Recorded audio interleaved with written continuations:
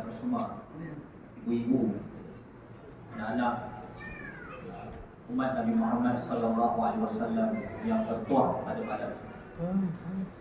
Tajuk yang diberikan kepada saya, mungkin malam ni kita habis pukul 12. Boleh tuan-tuan. Imam Ghazali kata bulan puasa ni bebankan diri kamu nak ibadah. Maknanya tak ada masalah dia pukul 12. Tuan nak pukul 12 ke 12 yang nak balik. Antara sunnah kalau boleh sebut, kita sebut satu hadis malam ni. Banyaklah sunnah ni, cuma tadi kita perasan bila tengah semayang teringat dalam bacaan saya ada beberapa sunnah disebut dalam kitab ini, iaitu selang daripada rakaat itu bila mana kita tahiyat akhir, kita disunatkan dalam mazhab kita, mazhab Syafi'i, duduk secara tawarruk. Nah, faham tak? Maknanya kalau kita lepas sembahyang tu, ramai orang dia duduk secara iftirash kan. Ini bukan sunat amalan, sebenarnya hadat sahaja. Tapi dalam mazhab Syafi'i itu kalau boleh, sebab kita kata bila kita pegang ia adalah sunnah, maka dapat pahala. Jadi pahala dalam bulan Ramadan ni, perkara sunnah tu diganda wajib. Itu dia punya cara kita nak mengejar, nak kata Ramadan ni bulan penghapusan dosa kita. Daripada seperti mana bersih kita keluar daripada perut ibu kita 9 bulan, maknanya bulan yang ke-9 Ramadan ni kita keluar daripada bulan yang ke-9 dan juga adakah kita bersih dan suci seperti bayi yang baru dilahirkan. Jadi kita duduk secara tawarruk kalau boleh lah. Ada setengah orang dia ada masalah kaki, jadi dia tak berapa dan duduk macam ni. Mungkin badan dia agak sihat, jadi dia duduk secara keras. Ini satulah. Saya nak turun ni. Yang mula biar ada. Lepas tu yang kedua ni adalah sunnah sahur, iaitu tamar 3 biji. Tak apalah ustaz baru nak cakap. Ni dah malam ke 18 dan 19. Tak apa tuan-tuan. Sebab tu ada satu kata-kata kita nak pegang malam ini. Seorang ulama dia sebut, Ibn Rajab menyebutkan, jika kamu telah melakukan kebaikan, sempurnakan kebaikan itu. Satu Ramadan kita konsisten dengan semua jenis ibadah teras Ramadan, tarawih, tak tinggal Quran, tak tinggal hari-hari kita tak pernah tinggal sedekah, zikir kita tak tinggal. Maka habiskan Ramadan ni sempurnakan. Sebab kita bimbang 10 yang terakhir ni, itu mencabar. Mungkin kita tak jalan nanti kita dah bersibuk-sibuk dah nanti. Mungkin kita di kampung dah dengan seronok, dengan sepupu, dengan adik-beradik. Jadi waktu tu mungkin kemungkinan adatnya kita akan disibukkan dengan urusan dunia. Jadi sebab tu kalau kita dah buat baik, pastikan sampai penghujung Ramadan tu kebaikan tu sempurna. Jangan dia makin kurang. Dan kalaupun kita ni satu orang yang mungkin Allah tak berikan kekuatan dan banyak buat kebaikan daripada awal Ramadan, kata Ibn Rajab, kurang-kurangnya akhirkan Ramadan tu dengan perkara yang baik, cukup. Maknanya kalau selama ni kita agak berat nak bersedekah dalam Ramadan, bila kita teringat, hati kita terjentik untuk kita bersedekah, sedekahlah. Jangan kita kata tak apalah, tahun depan lah, Ramadan tahun depan baru aku nak sedekah. Belum jamin nanti kita lupa Ramadan tahun depan. Jadi teringat saja buat kebaikan, buat kebaikan. Itu cara kita nak habiskan Ramadan kita tahun ni. Mudah-mudahan kita tak menyesal lah dan keluar daripada Ramadan ni dengan rasa kosong jiwa kita dan tak mendapat apa-apa, melainkan kita merasa pengalaman, tak makan, tak minum dan pada harga saja. Baik. Begitu juga kalau kita sebutkan sahur dengan 3 biji tamar. Kalau tak ada tamar ni dalam hadis sebut sebiji tamar itu dibahagikan 3. Itu ada keberkatan. Itu antara benda yang kita boleh amal. Cuma malam ni kita lihat satu hadis. Hadis ni hadis ilahi ataupun disebut sebagai hadis Rabbani, atau lebih masyhur disebut sebagai hadis kursi, yang disandarkan kepada, dinisbahkan kepada Allah Subhanahu Wa Taala. Hadis daripada Sayyidina Abu Hurairah radhiyallahu anhu. Ini satu orang manusia yang hebat. Nama Abu Hurairah ni sangat masyhur. Sebut saja Abu Hurairah, kita akan tahu bahawa dia adalah seorang perawi hadis yang terkenal. Betul? Bukalah kitab hadis mana pun, kita akan jumpa banyak yang ambil Abu Hurairah ni. Sebab apa? Kerana dia meriwayatkan hadis daripada Nabi paling banyak di kalangan ratusan ribu sahabat. Ini fakta dia. Sejumlah 5,374 buah hadis. Kalau kita tengok sahabat-sahabat yang senior, sahabat-sahabat yang digolongkan sebagai as-sabiqun al-awwalun, yang lebih awal peluk Islam. Hadis mereka 300, ada 50. Bukan kita nak bandingkan antara sahabat Nabi ni, tidak, tapi nak bagi tahu setiap sahabat Nabi ni ada kelebihan-kelebihan dan kepakaran mereka masing-masing. Maka Abu Hurairah radhiyallahu anhu ni, kalau kita tengok kisah dia, satu orang manusia yang di kalangan sahabat-sahabat Nabi ni antara yang lewat peluk Islam. Bila dia peluk Islam, iaitu pada tahun ke-7 Hijrah. Nabi berdakwah di Mekah 13 tahun, kemudian Allah perintahkan supaya berhijrah ke Madinah. Tahun pertama, tahun kedua sehinggalah tahun ke-7 di Khaybar Nabi ketika itu barulah Sayyidina Abu Hurairah radhiyallahu anhu beriman kepada Allah dan Nabi Muhammad sallallahu alaihi wasallam. Dan kalau kita lebih detail lagi, tempoh dia dengan Nabi pun tak lama. Tempoh dia dengan Nabi sallallahu alaihi wasallam sekadar dalam 3 atau 4 tahun. Sebab pada tahun ke-7 dia Islam, tahun ke-8, 9, 10. Sebagai riwayat kata 11 Hijrah. Maknanya dia sempat dengan Nabi 3 atau 4 tahun saja. Tetapi tengok macam mana dia mengisi kehidupan dia yang berbagi dengan Nabi 4 tahun itu, sehingga mengangkat kedudukan dia merupakan seorang perawi hadis yang paling banyak hadis yang dibawa dan juga yang terkenal di kalangan para sahabat. Maknanya kita ni bukan nak jadi perawi hadis, tetapi nak cerita tentang agama kita. Walaupun kadang-kadang kita rasa kita agak terlewat, betul tak? Mungkin waktu kita sibuk dengan kerja, macam-macam manusia ni alasan masing-masing. Tetapi tidak menjadi alasan untuk kita berhenti daripada belajar ilmu agama kita. Kita contohi Sayyidina Abu Hurairah, walaupun dia lewat 4 tahun dia dengan Nabi, sehingga Imam Nawawi kata apa? Bagaimana dia sungguh-sungguh dengan Nabi SAW, iaitu antara selang waktu tidur saja, celik mata saja dia akan cari Nabi SAW. Ini kelebihan satu orang yang namanya Abdul Rahman. Nama asalnya adalah Abdul Syam, nama yang tak baiklah, maksudnya hamba matahari. Setelah dia beriman, kemudian Nabi SAW tukar nama dia kepada Abdul Rahman. Dan kemudian Nabi bagi gelaran yang kita tahu, Abu Hurairah radhiyallahu anhu, dia suka pada kucing tu kan. Jadi dia meninggal umur dia 78 tahun. Umur dia meninggal 78 tahun pada tahun ke-57 Hijrah. Itu sedikit sebanyak tentang perawi hadis ini, iaitu Abu Hurairah yang bawa hadis ini. Dia mengatakan anna Rasulullah sallallahu alaihi wasallam qala, Nabi sallallahu alaihi wasallam bersabda, qala Allah Taala, Allah Subhanahu wa taala berfirman. Maknanya apa? Hadis qudsi.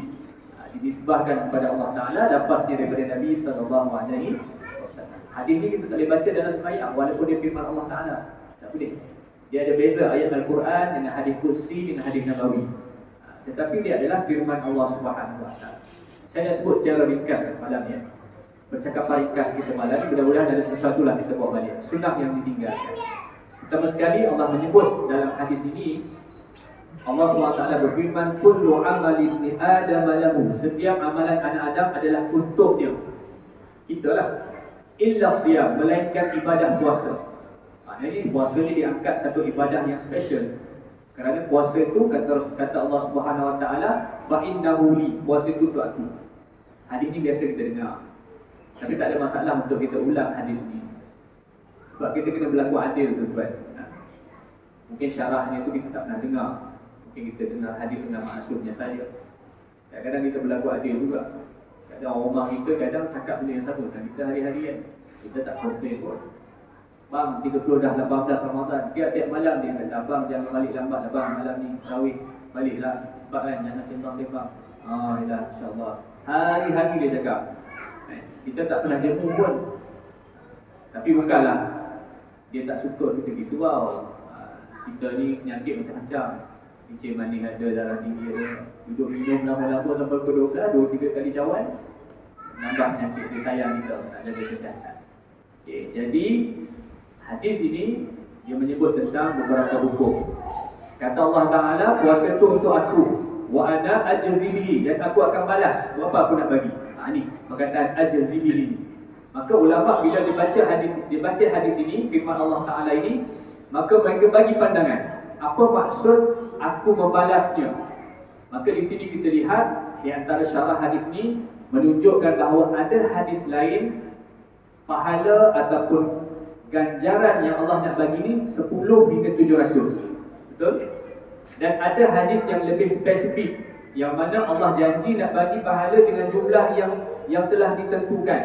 Paling mudah contoh dia solat berjemaah. Bila Nabi kata sembahyang berjemaah 21 atau 25 atau 27, Nabi sebut dalam beberapa riwayat hadis 21 darjat, 25 darjat, 27 darjat. Maknanya ganjaran tu ada, figure dia. Maka puasa ni bagaimana? Maka di kalangan para ulama ada 40 pandangan yang menukilkan tentang makna aku akan balas. Maka pandangan yang paling tepat, maksud dia dalam kitab sebuah apa, saya baca dia punya matannya, terjemahan dia, iaitu yang dimaksudkan puasa ini tidak diketahui kadarnya melainkan hanya Allah yang mengetahui. Cukup. Itu dia punya takrifan yang tepat sekali. Apa maksud aku balas? Maknanya Masya Allah tuan-tuan, kita tak tahu Allah Maha Kasih, Allah Maha Penyayang nak bagi kita ibadah kita berapa banyak ganjaran pahala yang nanti dia jadi kepada kita. Baik, kemudian Allah SWT sebut wasiyamul junnah, puasa itu adalah perisai. Puasa ini kata Ibnu Katsir, bila kata puasa itu adalah perisai, maknanya puasa itu melindungkan kita daripada syahwat yang akan mengeji kita. Itu maksud dia. Bukan kata puasa itu tiba-tiba ada satu shield yang membenteng kita daripada kejahatan. Tidak. Dia adalah mengelakkan kita daripada kalah kepada syahwat, yang syahwat itu akan mengeji ibadah kita. Itu penting sekali. Dan kemudian yang keduanya kata Ibnu Katsir, melindungkan kita daripada api neraka nanti. Itulah puasa. Ibadah puasa ni dia akan melindungkan kita daripada balasan neraka Allah Subhanahu Wa Taala. Dan akhir sekali, dalam hadis ini Allah berfirman, wa idza kana yaumu shaumi ahadikum fala yarfus wa la yaskhab fa in sabahu ahadun aw qatalahu. Panjang. Tapi dia ada dua side, ada dua pihak. Yang pertama Allah kata apa? Jika seseorang daripada kamu berpuasa, maka la yarfas, jangan cakap perkataan yang keji. Wala yashab, dan jangan juga mencela atau meninggikan suara. Faham tak tuan? Ini perintah larangan ni. Kalau puasa, jaga mulut, jangan cakap perkataan yang keji, jangan kita meninggi, menengking suara dan sebagainya. Ini bagi pihak kita lah. Ini Allah kata kalau kamu puasa, jangan buat dua benda ni. Dan jika datang seseorang kepada kamu, yang ayat hadis atau ayat selepasnya, dan jika datang kepada seorang kepada kamu mengatakan sesuatu yang mencaci kamu atau memukul kamu, apa solusi dia? Ini sunnah yang kebanyakan kita tinggalkan kalau kita perasan. Allah berfirman, "Falyaqul inni imri'un shaim." Maka katakanlah bahawa sesungguhnya aku sedang berpuasa. Itulah jawapan kepada, kalau hari ini kita kata betul. Hari inilah yang kita melihat kadang-kadang kita tak tahu nak respon apa kepada orang. Kadang-kadang orang cakap kita macam-macam, ataupun kita cakap orang macam-macam. Orang kata kita bodoh, orang kata kita tak cerdik, orang kata kita tak adil dan sebagainya. Kata ulama, sama ada Ramadan ataupun puasa sunat. Bukan Ramadan saja, puasa sunat pun juga disunatkan, mengatakan bahawa aku sedang berpuasa. Ini sunnah yang banyak kita tinggal. Sebab itu bila mana orang kata kat kita, biasanya kita akan balas balik. Kadang-kadang kita balas dan kita daripada dia kata balik. Betul tak? Kat situ menunjukkan kita telah melanggar perintah Allah Subhanahu Wa Taala. Maka sebaik-baiknya berkatalah sesungguhnya aku sedang berpuasa. Cuma ulama bincang bagaimana kita nak kata sesungguhnya aku sedang berpuasa. Ada 3 kaedah. Malam ni kita pilih salah satu yang mana terbaik untuk kita. Yang pertama, bila mana kamu dicaci, bila mana kamu dihina, bila kamu, sebahagian hadis syarahnya mengatakan bahawa, syarah hadis ini mengatakan sekiranya diambil hak kamu, maka kamu katakan sesungguhnya aku sedang berpuasa itu di dalam hati, sambil mendidik supaya bersabar sesungguhnya kita sedang berpuasa. Itu paling mudah. Boleh buat. Orang kata kita macam-macam. Sebab tu dalam hadis yang lain kata apa? Maka la yu'minu billahi yaumil akhir falyaqul khairan aw liyasmut. Kalau kau betul-betul beriman kepada aku, kata Allah, dan Nabi menyebutkan beriman kepada Allah dan kepada hari akhirat, maka katalah sesuatu yang baik. Kalau tak boleh diam, itu lebih baik lagi. Maka hadis ni bertepatan dengan hadis kita baca malam ni. Maka sebut dalam hati, sesungguhnya aku sedang berpuasa. Atau kata ulama, boleh dengan kata-kata yang bermaksud dan tujuan yang sama. Sabar Fauzi, awak ni puasa. Boleh kita pujuk hati kita. Cuba pujuk hati kita. Ataupun kaedah yang kedua ialah bercakap dengan perkataan kita sendiri. Maknanya bila orang keji kita, orang hina kita, orang tuduh kita. Tuduh ni macam-macam. Ada tuduh yang kena had. Contohnya orang tuduh tu berzina tanpa mendatangkan saksi. Ini boleh kena hukuman qazaf. Ada orang hanya tuduh saja, tuduh kata orang, menyakitkan hati orang. Ada kawan saya tu, saya tak tahulah datang mana, planet mana. Dia panggil kawan dia syaitan kan. Oi, kita kalau panggil syaitan, panggil Yahudi pun dah menjirat dah kita. Dulu saya tengok kawan saya bergaduh dengan kawan dia tu pasal kawan dia panggil dia nama Perdana Menteri Israel waktu tu. Dia pantang waktu tu. Dia belajar kuih, kata dia macam tu. Dia orang panggil tu, panggil Mangkuk Ayun. Mangkuk Ayun biasalah. Tahu cerita Mangkuk Ayun. Mangkuk Ayun ni ada kisah dia, ringkas saja kisah dia. Ada satu orang imam ni. Dia duduk satu kampung. Dia datang ke surau masjid dia kan. Ada 3 orang pemuda ni. Tak rajin datang masjid. Jadi sepanjang dia nak pergi masjid, dia lalu kawasan lepak. Orang muda 3 orang ni. Hari-hari dia lalu dia tak sampai hati nak kata nak pesan. Bila dia dah tak tahan, dah tengok perangai dia ni, waktu maghrib masih ada lagi. Jadi tergeraklah hati dia nak tegur dia kata, kamu ni dah lama dah pakcik tengok kamu tak datang surau ni kan. Cubalah belajar tentang surau kan. Kita berjemaah dan sebagainya.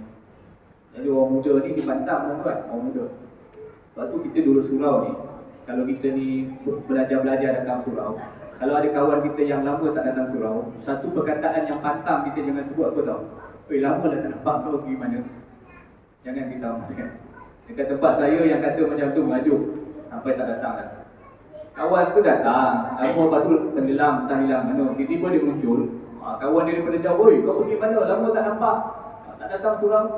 Dia mengajuk, dengar-dengar dia kata aku haji. Dia ingat surau ni bapak dia punya.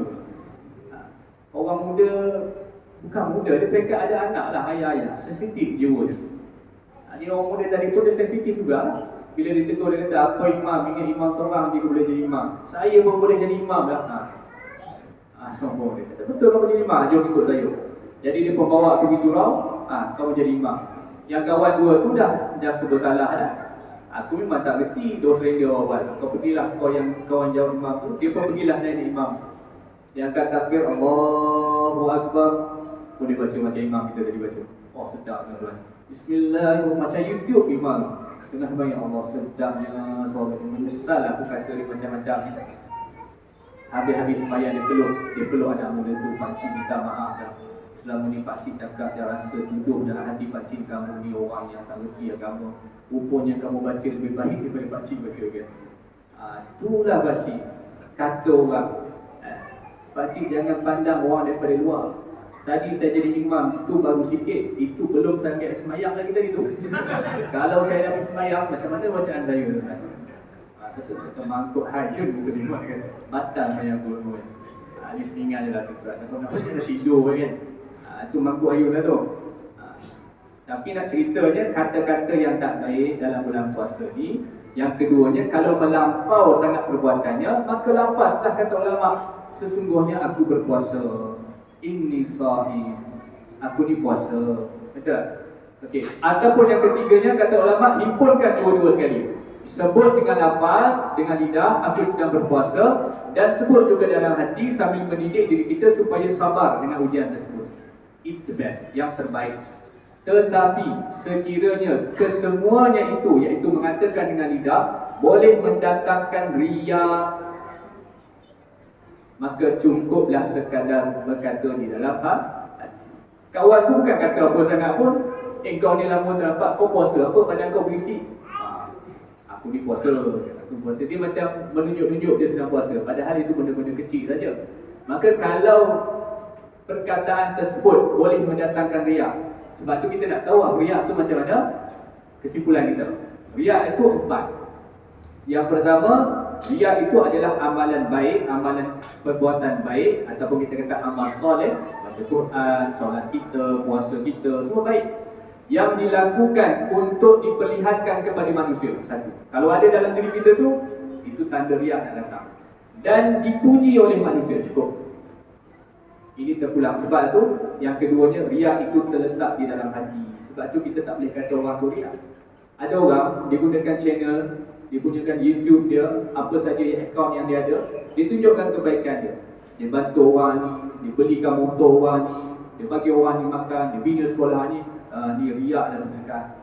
Kita tak tahu riak. Sebab ulama kata riak tu terletak di dalam hati. Maka kita ni hanya sekadar cukuplah bersangka baik.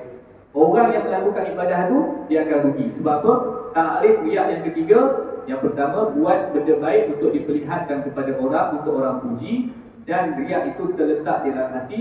Dan riak itu adalah amalan yang sia-sia di sisi Allah. Rugi.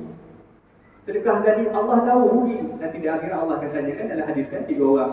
Orang yang bersedekah, orang yang baca Quran, orang yang berperang. Dia kata aku buat semata-mata kerana Allah. Allah kata kalau kamu ni bohong. Kamu buat ni kerana ini dapat pujian orang. Panggil malaikat, saya kata campak dalam mata. Itu kesudahan orang.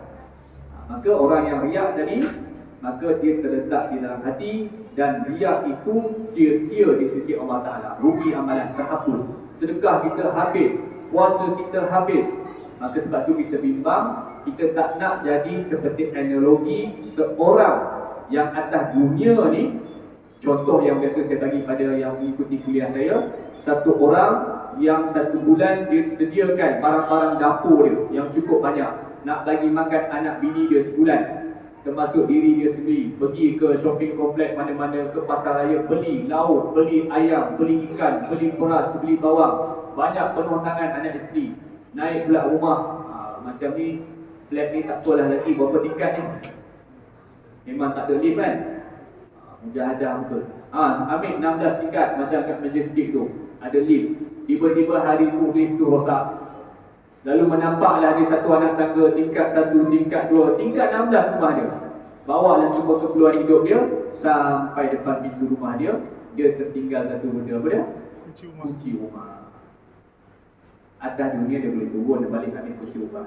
Dia kata anak kau dong, kau turun ke ambil kunci rumah kat bawah, dia dah benar. Anak dia pun turun dah. Tetapi kita ni atas dunia beramal macam-macam. Solat, zikir, Quran, sedekah. Kita sangka kita balik di akhirat dan bawa persembahkan kepada Allah amalan kita. Sampai depan Allah tertinggal satu kunci. Nama dia kunci ikhlas. Maka kata ulama, perbuatan soleh kamu itu sia-sia. Nabi katakan riak itu adalah syirkul khafi, syirik kecil. Maka sebab tu, kalau kita nak sebut inni sha'im, kalau kita rasa perkataan ini boleh mendatangkan pujian orang dan sengaja nak pertontonkan, maka cukup kata dalam hati. Tapi kalau kita rasa ujian tu sangat berat pada kita, dan kalau kita cakap dia dapat selesaikan masalah tu, orang tu bila kata oh puasa, dia pun tersedar, maka itu alhamdulillah, aku sedang berpuasa. Wallahu a'lam. Cukuplah setakat tu ya. Jadi hadis yang kita baca malam ni ada lagi dia punya faedah daripada hadis ni. Kata asyam ada faedah dia. Apa kata puasa itu perisai ada faedah. Cuma kita nak khusus malam ni pada perkara yang kita sebutkan berkaitan antara sunnah yang ditinggalkan. Wallahu a'lam. Nanti khatam Al-Quran satu lagi sunnah yang saya sebut dalam kuliah sebelum saya di Al-Fatih, iaitu berkumpul orang ramai. Kerana pada khatam Al-Quran tu disebut pada dalam hadis Nabi SAW doa yang mustajab. Sebab tu antara apa yang dilakukan oleh para salafus saleh, termasuklah sahabat Nabi seperti Sayyidina Anas bin Malik Al-Ansari radhiyallahu ta'ala anhu, apa yang dibuat ketika khatam Al-Quran, dia akan panggil anak dan isteri dia. Itu waktu mustajab doa. Kalau di surau dia buat baju khatam Quran, ibu-ibu datanglah ramai-ramai.